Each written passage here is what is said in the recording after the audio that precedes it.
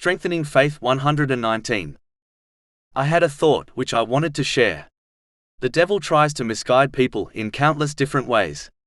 Knowing about his traps can aid a person to avoid them. Chapter 35 Fatir, verse 6. Indeed, Satan is an enemy to you, so take him as an enemy. He only invites his party to be among the companions of the blaze. One of his biggest aims is to put one off from remembering their death, grave, and their final judgment. He knows remembering death encourages one to prepare for it, which involves using the blessings one has been granted in ways pleasing to Allah, the Exalted, as outlined in the Holy Quran and the traditions of the Holy Prophet Muhammad, peace and blessings be upon him.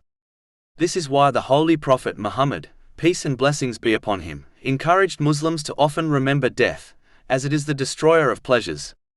This has been advised in a narration found in Sunan Ibn Majah, number 4258. Therefore, the devil tries to prevent one from remembering death by reminding them of their never-ending worldly preoccupations so that they fail to prepare for it adequately. If one happens to remember their death, then he diverts them to thinking about it from the perspective of other people. Meaning, a person will think about the effects of their death on other people, such as their children.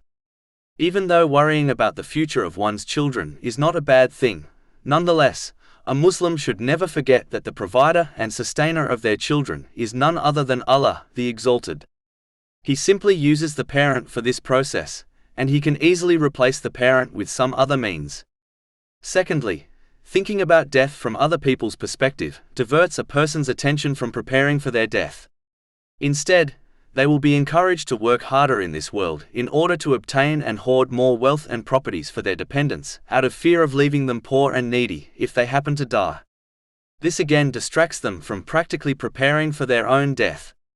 One must note, there is a big difference between reasonably saving wealth for one's children and going overboard, which most Muslims do.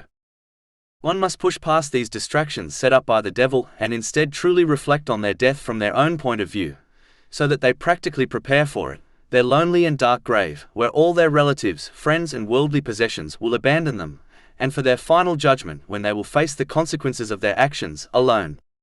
Chapter 80 Abasa, verses 34-37. On the day a man will flee from his brother, and his mother and his father, and his wife and his children. For every man, that day will be a matter adequate for him. Perhaps through this reflection one will avoid this particular trap of the devil, and practically prepare for these inevitable stages of existence.